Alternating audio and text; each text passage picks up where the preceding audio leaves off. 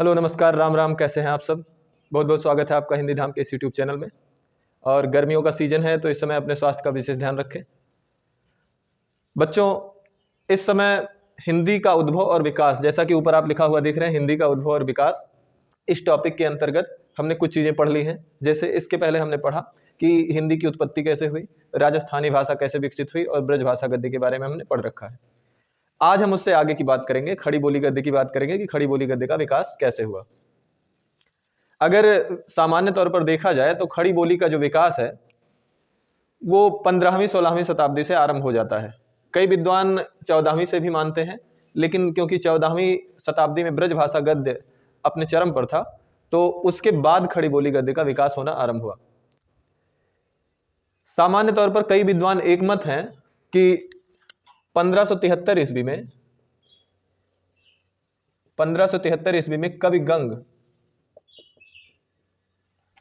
की रचना कौन सी है भाई? चंद छंद वर्णन की महिमा।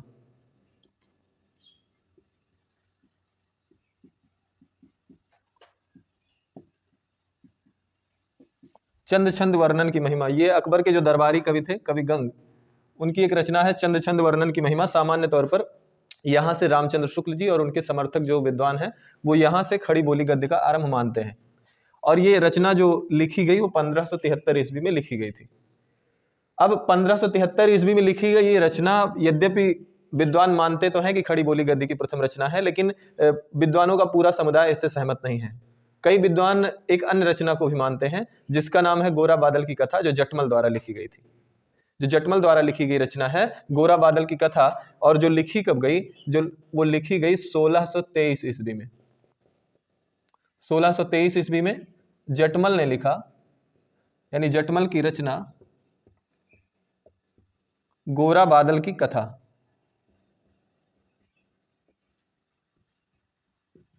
गोरा बादल की कथा। तो अधिक कुछ विद्वान इस रचना पर सहमत होते हैं, चंद छंद वर्णन की महिमा, और कुछ विद्वान जटमल द्वारा लिखित रचना गोरा बादल की कथा जो 1623 ईस्वी में लिखी गई उस पर सहमत होते हैं कि यह खड़ी बोली की प्रथम रचना है। लेकिन अगर व्यवस्थित रूप से खड़ी बोली का विकास देखा जाए तो इन रचनाओं से व्यवस्थित खड़ी बोली का आरंभ नहीं होता। हाँ, इन रचनाओं में कुछ चीजें अवश्य देखने को मिलती हैं कि खड़ी बोली का जो प्राचीन स्वरूप है, जो एक आरंभ है, वो इन रचनाओं से हो गया था। लेकिन इन रचनाओं की जो खड़ी बोली है वो बहुत व्यवस्थित नहीं है। इसी वजह से एक अन्य रचना आती है जो कि आती है 18वीं शताब्दी में। कब आती है भाई? तो 18वीं शताब्दी में, और इसका सन है 1741 ईस्वी। और इसको लिखा किसने? इसको लिखा राम प्रसाद निरंजनी ने। 1741 ईस्वी में राम प्रसाद निरंजनी एक रचना लिखते हैं जिसका नाम था भाषा योग वासिष्ठ।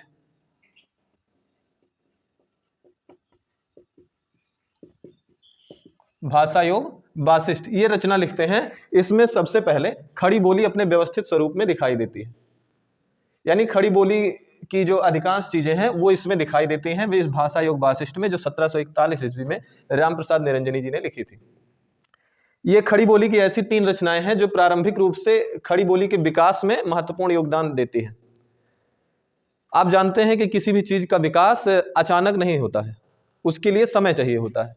तो समय देखिए, पहली रचना जो आती है वो 1573 ईस्वी में आती है, और जो खड़ी बोली की पहली प्रामाणिक रचना विद्वान मानते हैं और व्यवस्थित खड़ी बोली जिसमें प्रयोग की गई थी वो 1741 ईस्वी में राम प्रसाद निरंजनी द्वारा लिखित भाषा योग वासिष्ठ है।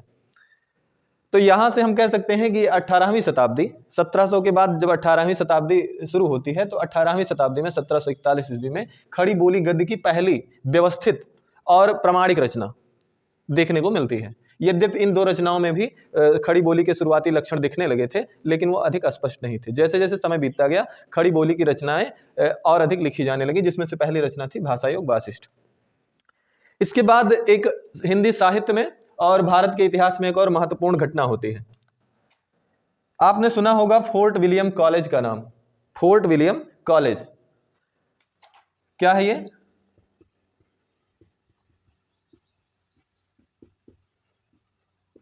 Fort William college. आप जानते हैं फोर्ट अर्थात किला, और विलियम, विलियम, तो जैसा कि फोर्ट का मतलब होता है किला, और विलियम, विलियम नाम के एक अंग्रेज ने इसकी स्थापना की थी। और इसकी स्थापना कहाँ की थी? तो इसकी स्थापना हुई थी आज का जो कोलकाता है, कोलकाता, वहां पर इसकी स्थापना हुई थी।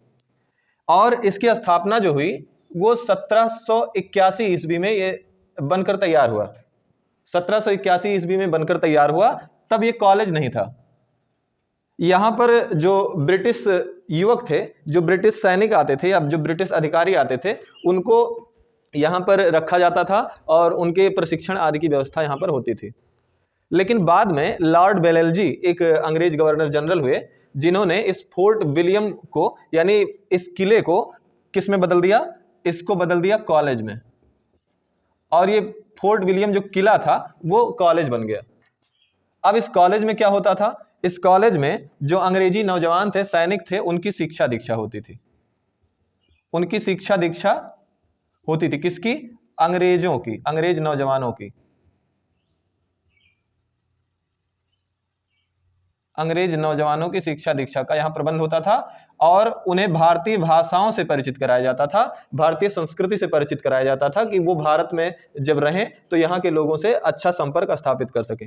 तो अंग्रेज नौजवानों की शिक्षा के लिए ये बनाया गया था, इस कॉलेज की स्थापना हुई थी। लेकिन अंग्रेजों को ये कहाँ पता था कि उन्होंने अनजाने में ही सही खड़ी बोली और हिंदी के लिए एक बहुत बड़ा आधार तैयार कर दिया था। यहां पर जब ये फोर्ट विलियम कॉलेज बना सन 1800 ईस्वी में, यहां पर मैं लिख दूं कि सन 1800 ईस्वी में इसकी स्थापना होती है। यानी ये जो किला 1781 ईस्वी में निर्मित हुआ था, 1800 ईस्वी में इसकी स्थापना हो गई, इसमें फोर्ट विलियम कॉलेज की। और यहां पर अंग्रेजों की शिक्षा दीक्षा का प्रबंध होने लगा।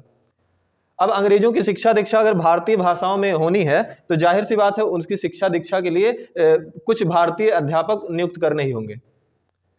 तो भारतीय अध्यापकों की नियुक्ति भी इसमें हुई, जिसमें पहले जो आचार्य हुए, जो पहले 2 अध्यापक हुए, उनका नाम है, एक का नाम है लल्लू लाल, पंडित लल्लू लाल। इधर लिख देते हैं, आपको समझने में आसानी होगी।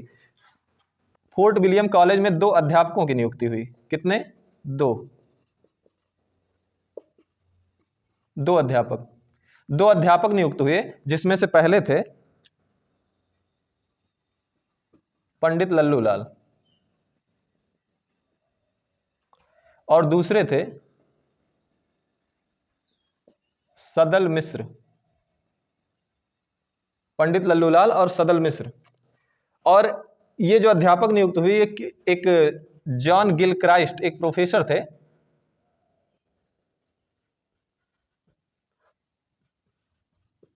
जॉन गिलक्राइस्ट नामक प्रोफेसर के अंडर में इन दोनों अध्यापकों की नियुक्ति होती है।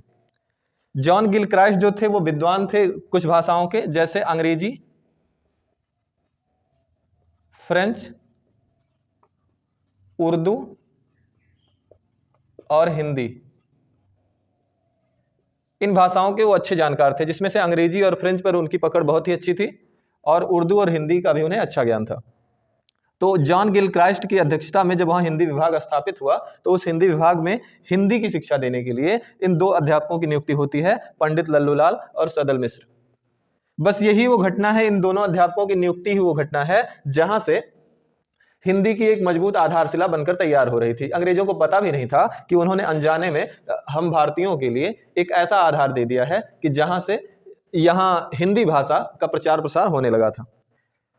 और आप जानते हैं कि भारतीयों की प्रवृत्ति क्या है, पहले भी थी आज भी है, कि वो पाश्चात्य चीजों की नकल अधिक करते हैं, वेस्टर्न जो चीजें हैं उनकी नकल अधिक करते हैं। तो जब उन्होंने स्वयं अंग्रेजों को हिंदी पढ़ते लिखते देखा तो उनके मन में भी रुचि जागृत हुई।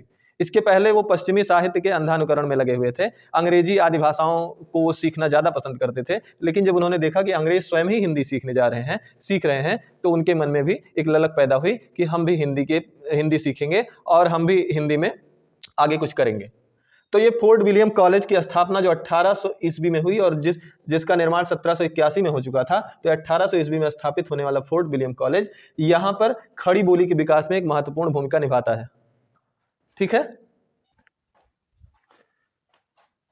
तो जब आज हम खड़ी बोली के विकास की यात्रा की बात कर रहे हैं कि खड़ी बोली गद्य का विकास किस तरह हुआ, तो उसमें कुछ चीजें और जो बड़ी महत्वपूर्ण हैं वो हैं, कुछ प्रमुख संस्थाएं उस समय भारत में प्रचलित थी, स्थापित थी, और वो हिंदी के प्रचार प्रसार में उनकी भूमिका बड़ी महत्वपूर्ण हो जाती है। जो कुछ संस्थाएं प्रचलित थी अर्थात उस समय जो चल रही थी, उसमें से ये संस्थाएं यहाँ पर दी हुई हैं और उनके संस्थापक जो थे उनका मैं नाम लिख रहा हूँ। ये पहली जो संस्था है वो है ब्रह्म समाज। पहली संस्था कौन सी है? ये ब्रह्म समाज है, और जो कि स्थापित हुई 1828 ईस्वी में, और जिसके जो संस्थापक थे वो राजा राम मोहन राय थे। इसके संस्थापक कौन थे? राजा राम मोहन राय। राजा राम मोहन राय ने ब्रह्म समाज की स्थापना की 1828 ईस्वी में, और इसके माध्यम से राजा राम मोहन राय क्योंकि अंग्रेजी के विद्वान थे और हिंदी के भी विद्वान थे, तो इसलिए इन्होंने इस संस्था के माध्यम से हिंदी प्रचार प्रसार करने में बड़ी महत्वपूर्ण भूमिका निभाई। उसके बाद एक और महत्वपूर्ण संस्था है, आपने परमहंस रामकृष्ण का नाम सुना होगा, जिनके शिष्य विवेकानंद थे। तो विवेकानंद जी ने 1867 ईस्वी में, किसने? स्वामी विवेकानंद जी ने,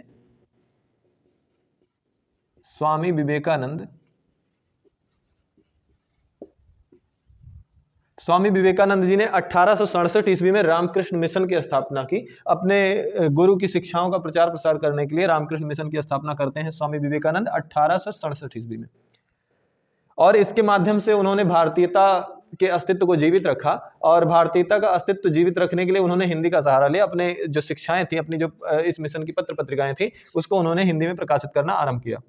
तो रामकृष्ण मिशन हिंदी के विकास में योगदान देने वाली एक महत्वपूर्ण संस्था थी। उसके बाद आपने सुना होगा नाम, बहुत अच्छे से परिचित होंगे, स्वामी दयानंद सरस्वती। स्वामी दयानंद सरस्वती। स्वामी दयानंद सरस्वती एक संत थे जिन्होंने हिंदू धर्म में व्याप्त बुराइयों के उन्मूलन के लिए आर्य समाज की स्थापना की थी। आर्य समाज की स्थापना की थी इन्होंने 1867 ईस्वी में, और आर्य समाज ने आगे चलकर हिंदी के विकास में महत्वपूर्ण भूमिका निभाई। और आर्य समाज के जो संस्थापक हैं स्वामी दयानंद सरस्वती, इन्होंने अपना एक बड़ा ही महत्वपूर्ण ग्रंथ लिखा, सत्यार्थ प्रकाश, और उसको हिंदी भाषा में लिखा। यद्यपि ये गुजराती थे, फिर भी हिंदी के बड़े प्रबल समर्थक थे, और ये मानते थे कि भारत की एकता में हिंदी का एक महत्वपूर्ण योगदान हो सकता है। इसलिए उन्होंने अपने ग्रंथ, इनके ग्रंथ का नाम क्या था भाई? इनके ग्रंथ का नाम था सत्यार्थ प्रकाश। क्या नाम था? सत्यार्थ प्रकाश। इस सत्यार्थ प्रकाश की रचना इन्होंने किस भाषा में की? तो इन्होंने सत्यार्थ प्रकाश की रचना की हिंदी भाषा में। सत्यार्थ प्रकाश की रचना किस भाषा में की? तो सत्यार्थ प्रकाश की रचना इन्होंने हिंदी भाषा में की थी। ठीक है, तो ब्रह्म समाज, रामकृष्ण मिशन, आर्य समाज, इन तीनों संस्थाओं के अतिरिक्त एक और बड़ी महत्वपूर्ण संस्था है जिसका नाम है थियोसॉफिकल सोसाइटी। क्या नाम है भाई इसका? थियोसॉफिकल सोसाइटी, और इसकी स्थापना हुई 1882 ईस्वी में। 1882 ईस्वी में भारत में इसकी स्थापना करने का श्रेय जाता है एनी बेसेंट जी को। किसको? एनी बेसेंट जी ने भारत में इस संस्था की नींव डाली, और थियोसॉफिकल सोसाइटी के माध्यम से उन्होंने भी हिंदी के प्रचार प्रसार में महत्वपूर्ण भूमिका निभाई। इसके बाद अगर एक संस्था और है जिसका वर्णन ना किया जाए तो थोड़ा ये अधूरा रह जाएगा, ईसाई मिशनरियां। ईसाई मिशनरी,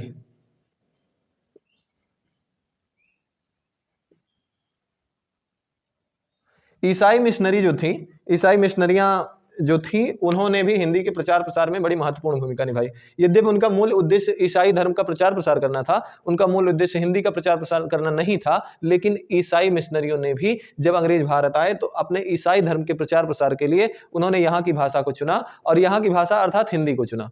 जो हिंदी का प्राचीन रूप था उस प्राचीन रूप को चुना, और उसी भाषा में इन्होंने अपने जो धर्म ग्रंथ है, इनके धर्म ग्रंथ का नाम क्या है भाई? ईसाइयों के धर्म ग्रंथ को क्या कहते हैं? ईसाइयों के धर्म ग्रंथ का नाम है बाइबिल। क्या नाम है?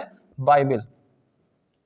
तो जो ईसाइयों का धर्म ग्रंथ था बाइबिल, इन्होंने क्या कराया? इन्होंने इसी का हिंदी में अनुवाद कराया। किस में अनुवाद कराया? हिंदी में अनुवाद। हिंदी में ये इस चीज का अनुवाद कराते हैं, बाइबिल का। और अनजाने में ही सही, जैसे फोर्ट विलियम कॉलेज की स्थापना करने के बाद अंग्रेजों ने एक भारतीयों को बहुत बड़ा आधार दे दिया था हिंदी के प्रचार प्रसार के लिए, वैसे ही जब इन्होंने बाइबिल का हिंदी में अनुवाद कराया तो जाने अनजाने इन्होंने हिंदी के प्रचार प्रसार में एक और चीज कर दी। एक और मील का पत्थर स्थापित कर दिया।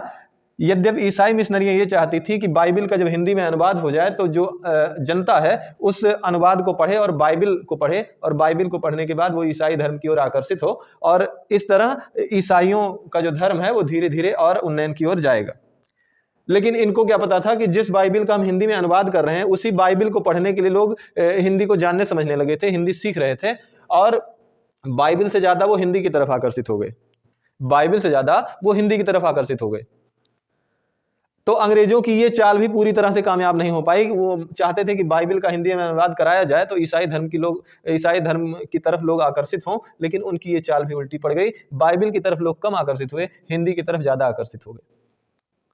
तो ये कुछ महत्वपूर्ण चीजें हैं खड़ी बोली गद्दी के विकास में, जिसमें ब्रह्म समाज, Ramakrishna mission, Arya Samaj, theosophical society, ईसाई मिशनरियां, ये कुछ प्रमुख संस्थाएं हैं जिन्होंने इस हिंदी के अर्थात खड़ी बोली के विकास में महत्वपूर्ण भूमिका निभाई। ठीक है ना? तो इसके बाद कुछ और महत्वपूर्ण चीजें हैं, लेकिन उसको हम अगले वीडियो में कवर करेंगे। इसके बाद जो और महत्वपूर्ण चीजें बच रही हैं उसको हम अगले वीडियो में कवर करने का प्रयास करेंगे। तब तक के लिए आप सबका दिन शुभ हो, आप लोग अपना ध्यान रखें।